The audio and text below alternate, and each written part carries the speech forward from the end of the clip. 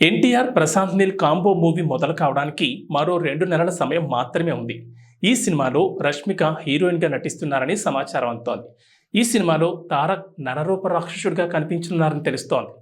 Dragon అంటే కొన్ని దేశాల్లో చెడుకు సింబల్ కాగా, అగ్గి పీల్చే గుణం సైతం ఉండే పాత్రలో తారక్ కనిపించనున్నారని తెలుస్తోంది.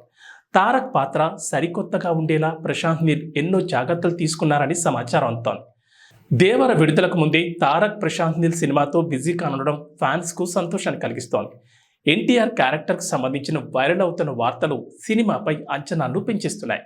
సలార్ 2 కంటే ముందే ప్రశాంత్ నీల్ ఈ సినిమాతో బిజీ కానున్నారు. ఈ సినిమా పూర్తయిన తర్వాతే సలార్ 2 సెట్స్ పైకి వెళ్లనుందని సమాచారం అందుతోంది.